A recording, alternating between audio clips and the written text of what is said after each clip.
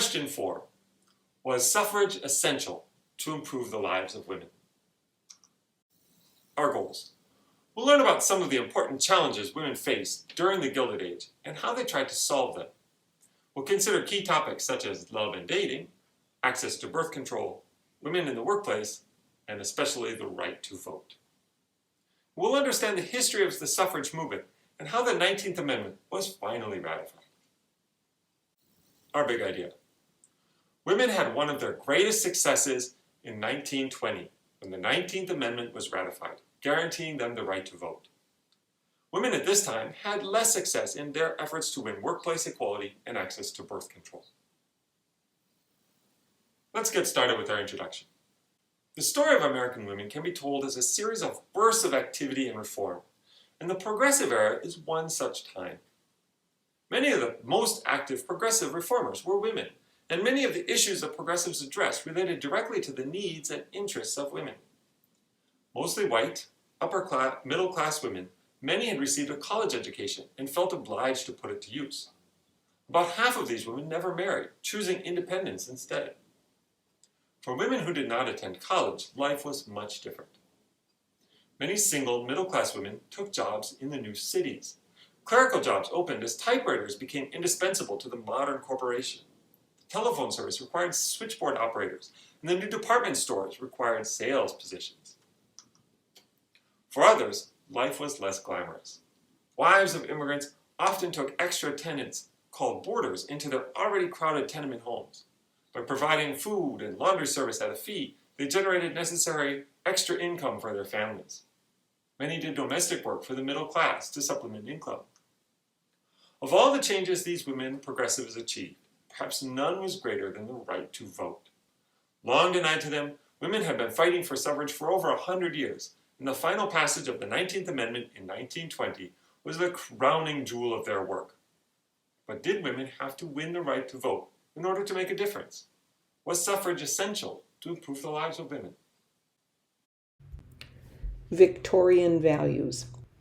The 1800s are often referred to as the Victorian Age, named after Queen Victoria of Great Britain, who ruled from 1837 to 1901. The time was one of conservative social rules, especially related to women. As was true in much of Europe, Victorian values dominated American social life. The notion of separate spheres of life for men and women was commonplace. The male sphere included wage work and politics, while the female sphere involved child-rearing and domestic work. In the United States, historians have dubbed this idea the cult of domesticity. Industrialization and urbanization challenged Victorian values. Men grew weary of toiling tireless hours and yearned for the blossoming leisure opportunities of the age. Women were becoming more educated, but upon graduation found themselves shut out of many professions. Immigrants had never been socialized in the Victorian mindset. At the vanguard of a social revolt were the young, single, middle-class women who worked in the cities. Attitudes toward sex were loosening in private, yet few were brave enough to discuss the changes publicly. One exception was Victoria Woodhull. In 1871, she declared the right to love the person of her choice as inalienable. Indeed, she professed the right to free love. She and her sister, Tennessee Claflin, published their beliefs in the periodical Woodhull and Claflin's Weekly. Woodhull's support of free love likely started after she discovered the infidelity of her first husband, Canning. Women who married in the United States during the 1800s were bound into the unions, even if loveless, with few options to escape. Divorce was limited by law and considered socially scandalous. Women who divorced were stigmatized and often ostracized by society. Victoria Woodhull concluded that women should have the choice to leave unbearable marriages. Woodhull believed in monogamous relationships, although she also said she had the right to change her mind. In her view, the choice to have sex or not was, in every case, the woman's choice, since this would place her in an equal status to the man who had the capacity to rape and physically overcome a woman, whereas a woman did not have that capacity with respect to a man. In 1871, Woodhull declared, quote, "To women by nature belongs the right of sexual determination. When the instinct is aroused in her, then, and then only, should commerce follow. When woman rises from sexual slavery to sexual freedom, into the ownership and control of her sexual organs, the man is obliged to respect this freedom. Then will this instinct become pure and holy. Then will woman be raised from the iniquity and morbidness in which she now wallows for existence, and the intensity and glory of her creative functions be increased 100-fold." Unquote. In this same speech, Woodhull said of free love, quote, "Yes, I am a free lover. I have an inalienable, constitutional, and natural right to love whom I may, to love as long or as short a period as I can, to change that love every day if I please, and with that right neither you nor any law you can frame have any right to interfere." Unquote. To be sure, not everyone agreed. Woodhull railed against the hypocrisy of societies tolerating married men who had mistresses and engaged in other sexual dalliances. In 1872, Woodhull publicly criticized well-known clergyman Henry Ward Beecher for adultery. Beecher was known to have had an affair with his parishioner Elizabeth Tilton, who had confessed to it, and the scandal was covered nationally. Woodhull was prosecuted on obscenity charges for sending accounts of the affair through the mail, and she was briefly jailed. A devout feminist, Woodhull protested the male hold on politics by running for president in 1872. She became the first female American to do so in a time when women did not even enjoy the right to vote. Her criticisms of Beecher and arrest for obscenity fueled sensational coverage in the media during her campaign. Birth control. For many feminists, legalizing contraception became a central issue in the campaign for equal social and political rights. In the 19th century, contraception was often under attack from religious groups, loosely known as the Purity movement, which were composed primarily of Protestant moral reformers and middle-class women. This anti-contraception campaign attacked birth control as an immoral practice that promoted prostitution and venereal disease. Anthony Comstock, a postal inspector and leader in the Purity movement, successfully lobbied for the passage of the 1873 Comstock Act, a federal law prohibiting the mailing of, quote, "any article or thing designed or intended for the prevention of conception or procuring of abortion," unquote, as well as any form of contraceptive information. Many states also passed similar laws, collectively known as the Comstock Laws, that extended the federal law by outlawing the use of contraceptives as well as their distribution. In response, contraception went underground. Drugstores continued to sell condoms as, quote, "rubber goods," and cervical caps as, quote, "womb supporters." At the turn of the century, an energetic movement arose that sought to overturn anti-obscenity laws and the Comstock Acts. Centered in the Greenwich Village neighborhood of New York City, the movement was largely composed of radicals, feminists, anarchists, and atheists, such as Ezra Heywood, Moses Harman, D.M. Bennett, Emma Goldman, and Margaret Sanger. In 1913, Sanger worked in New York's Lower East Side, often with poor women who were suffering severe medical problems due to frequent pregnancies, childbirth, and self-induced abortions. Under the influence of Goldman and the Free Speech League, Sanger became determined to challenge the Comstock Acts that outlawed the dissemination of contraceptive information. In 1914, she launched The Woman Rebel, an 8-page monthly newsletter that promoted contraception using the slogan, quote, "no gods, no masters," and proclaimed that each woman should be the absolute mistress of her own body. Sanger coined the term birth control, which first appeared in her newsletter. Sanger's goal of challenging the law was fulfilled when she was indicted in August 1914, but the prosecution focused their attention on articles Sanger had written about marriage rather than those about contraception. Afraid that she might be sent to prison without an opportunity to argue for birth control in court, Sanger fled to England to escape arrest. While Sanger was in Europe, her husband continued her work, which led to his arrest after he distributed a copy of a birth control pamphlet to an undercover postal worker. New York state law prohibited the distribution of contraceptions or even contraceptive information, but Sanger hoped to exploit a provision in the law that permitted doctors to prescribe contraceptives for the prevention of disease. On October 16, 1916, she opened the Brownsville Clinic in Brooklyn. It was an immediate success, with more than 100 women visiting on the first day. A few days after the clinic's opening, an undercover policewoman purchased a cervical cap at the clinic, and Sanger was arrested. Refusing to walk, Sanger and a co-worker were dragged out of the clinic by police officers. The clinic was shut down, and no other birth control clinics were opened in the United States until the 1920s. However, the publicity from Sanger's trial generated immense enthusiasm for the cause, and by the end of 1917, there were more than 30 birth control organizations in the United States.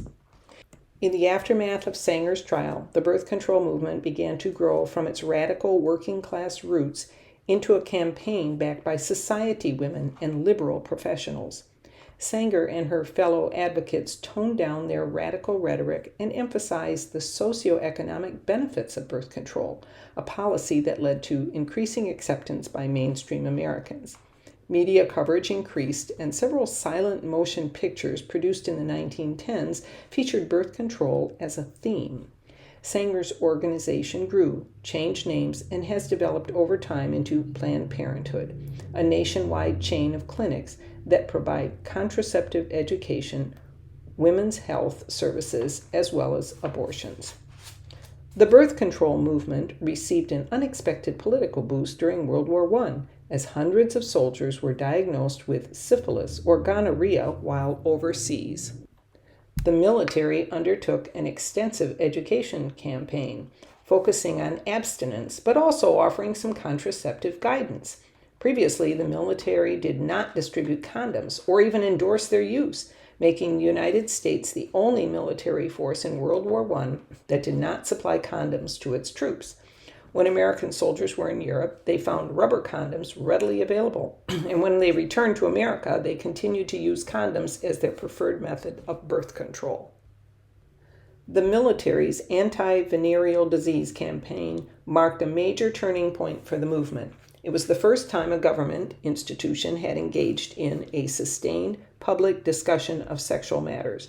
The government's public discourse changed sex into a legitimate topic of scientific research, and it transformed contraception from an issue of morals into an issue of public health.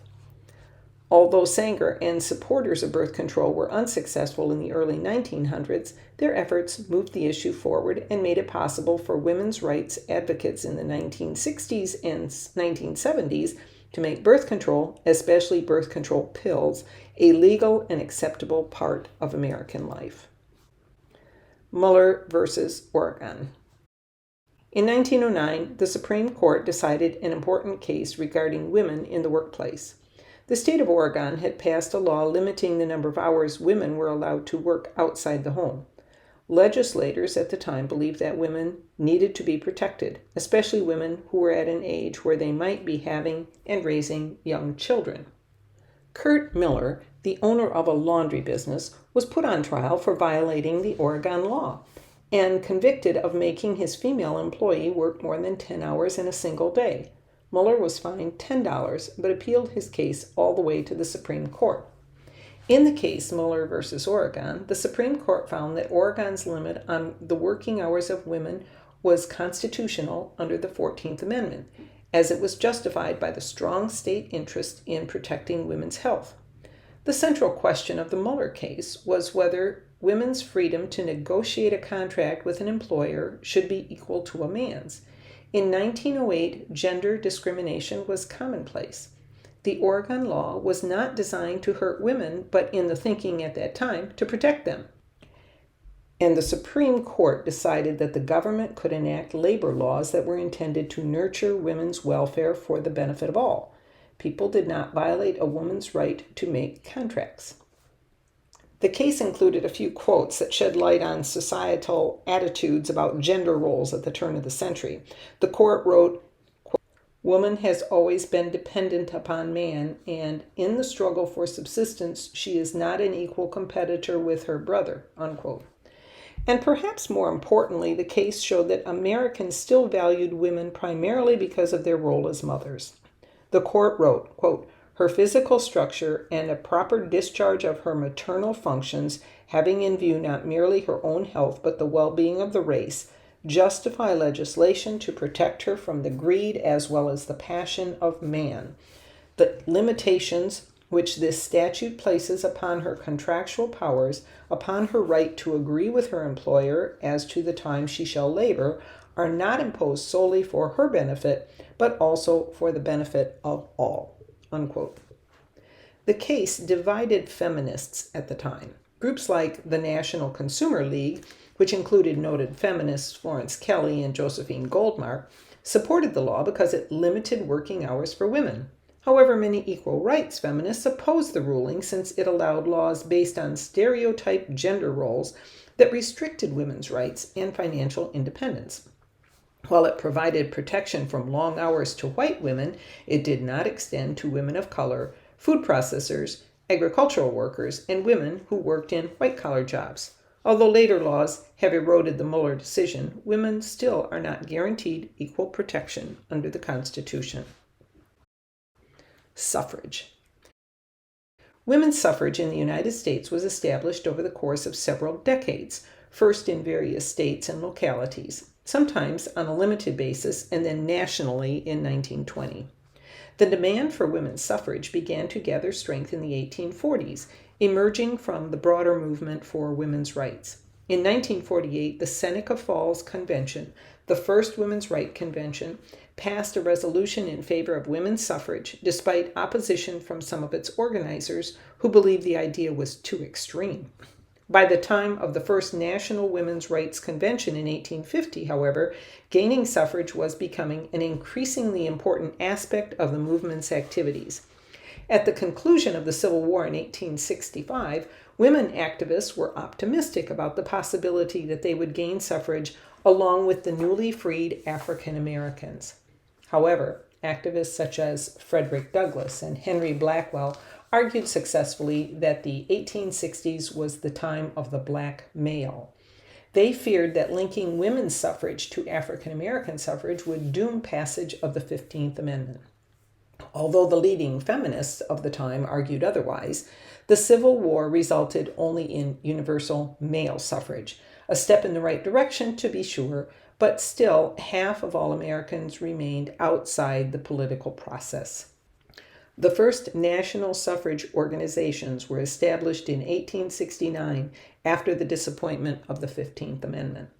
Susan B. Anthony and Elizabeth Cady Stanton led one group, and Lucy Stone led another. After years of rivalry, the two organizations merged in 1890 and became the National American Women's Suffrage Association, or NAWSA, with Anthony as its leading force. Hoping the Supreme Court would rule that women had a constitutional right to vote, suffragists made several attempts to vote in the early 1870s and then filed lawsuits when they were turned away. Anthony actually succeeded in voting in 1872, but was arrested for that act and found guilty in a widely publicized trial that gave the movement fresh momentum. After the Supreme Court ruled against them in 1875, suffragists began the decades-long campaign for an amendment to the Constitution that would enfranchise women. Much of the movement's energy, however, went toward working for suffrage on a state-by-state basis. Progressive reform campaigns strengthened the suffrage movement. Many of its participants saw women's suffrage as yet another progressive goal, and they believed that the addition of women to the electorate would help their movement achieve its other goals. In 1912, the Progressive Party endorsed women's suffrage. The burgeoning socialist movement also aided the drive for women's suffrage in some areas. In 1916, Alice Paul formed the National Women's Party, or NWP, a militant group focused on the passage of a national suffrage amendment. More than 200 NWP supporters, known as the Silent Sentinels, were arrested in 1917 while picketing the White House. Some of the protesters went on a hunger strike and endured forced feeding after being sent to prison. The 2 million member NAWSA, by then under the leadership of Carrie Chapman Catt, also made a national suffrage amendment its top priority. Brewers and distillers, typically rooted in the German American community, opposed women's suffrage, fearing that women voters would favor the prohibition of alcohol. German Lutherans and German Catholics typically opposed prohibition and women's suffrage. They favored paternalistic families in which the husband decided the family position on public affairs. Their opposition to women's suffrage was subsequently used as an argument in favor of suffrage when German Americans became pariahs during World War I.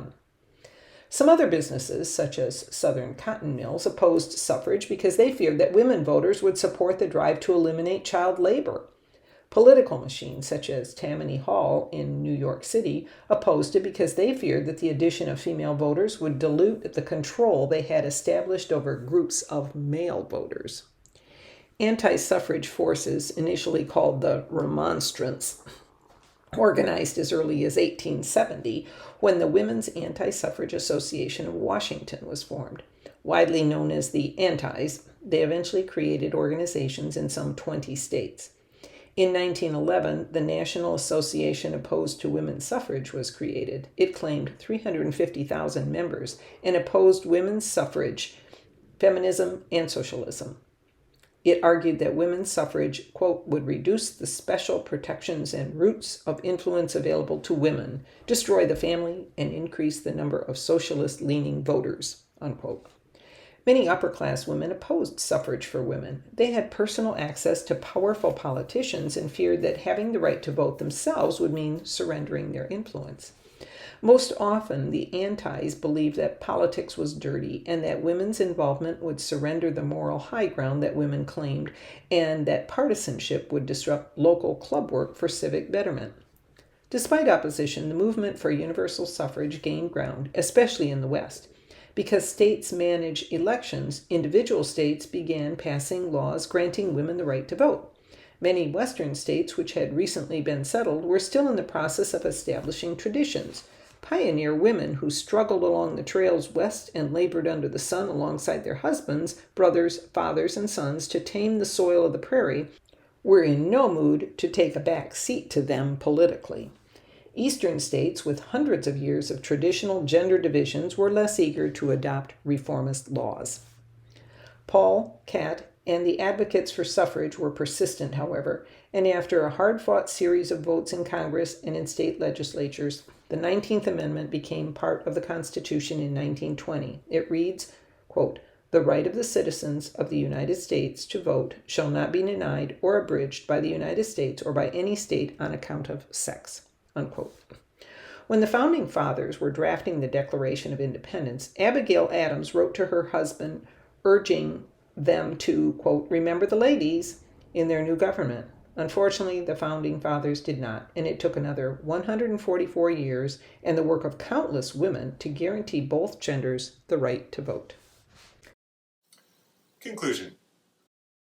The passage of the 19th Amendment has been rightly celebrated throughout history as an important step towards gender equality and the expansion of political equality in America.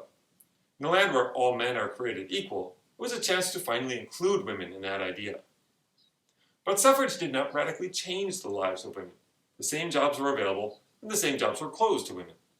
Nearly 100 years later, women are doing much more in our society. We still have not elected a woman president, which leads us to a question. Could women have achieved all they did without the right to vote? Could they have opened doors of opportunity in education, health, and business if the 19th Amendment had never been ratified? What do you think? Was suffrage essential to improve the lives of women?